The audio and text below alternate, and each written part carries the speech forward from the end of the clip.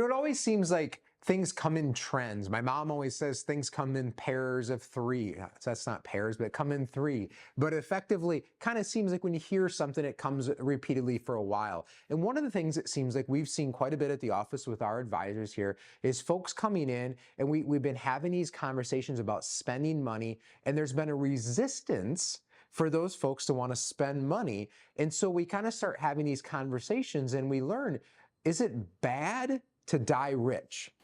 Yeah, that's a great question, Art. I mean, it's one that people are always concerned about running out of money. I mean, that's one of the number one fears that's out there in the world today is, I don't want to run out of money. What if I need it?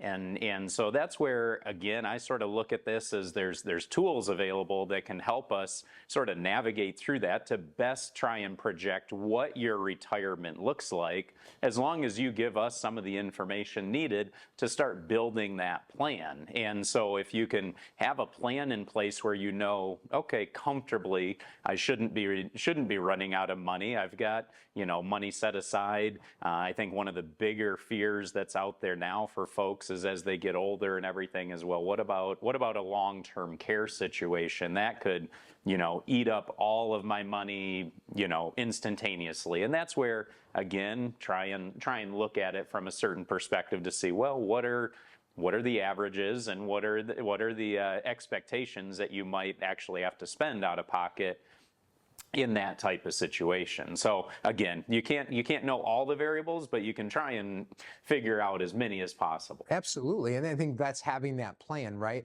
One of the other common things we hear about is resistance to spending some of their money is folks don't want to pay taxes.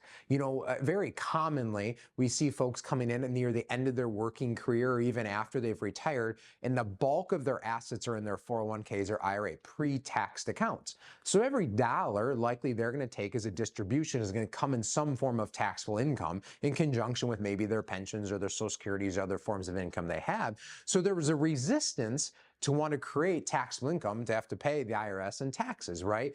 So again, not going to spend it. They're not going to tax it on me. Well, there's some required minimum distribution rules later in life for most people that you're going to have to start taking it out at some point. But again, kind of to your point, again, that fear of out there, there's kind of a fear of paying taxes. I think contributes to some of it as well. Yeah. One of the things that I think of is this concept of legacy and how you may want to leave a legacy. And with that, one of the greatest gifts that you could potentially do is during your lifetime, if you're able to build a plan that comfortably shows that you shouldn't be running out of money, well, what about being able to start gifting some of that money during your lifetime so that you can see your family and maybe friends or different charitable organizations benefit from the gifts that you've given to them. And so again, there's strategic ways you can go about that. A lot of times too, from a tax perspective, ways that it could benefit you and benefit them in the long run.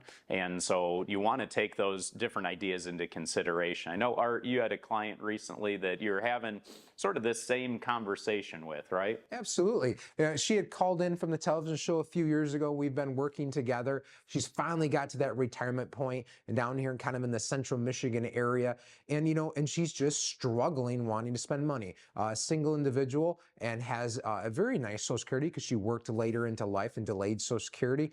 And it's really, her needs are met and she's done a fantastic job saving. But what I've learned with her over the years is there's a mental hurdle from the fact that she's worked 50 plus years working, saving, putting money in a plan, and now all of a sudden that paycheck has stopped. The savings per se has stopped, and now we're in this distribution phase of life, and there's a huge mental hurdle that's just the fact that we're going to start spending some of this money. Now again, she's done a phenomenal job saving, so just the interest alone is growing, right? Even though she's not making contributions, she's enjoying seeing that account balance grow. But again, just that mental hurdle of receiving money versus putting money in. Yeah, so true, and it's one where it's tough to flip that switch from being a saver your whole life to all of a sudden trying to start spending money. But it's one where, again, here at Centennial Wealth Advisory, we help map out a retirement plan for folks so that they can see sort of year by year, what does that look like, and get a reasonable estimate to make sure that they're not going to die rich. So give us a call. We'd love the opportunity to have a conversation.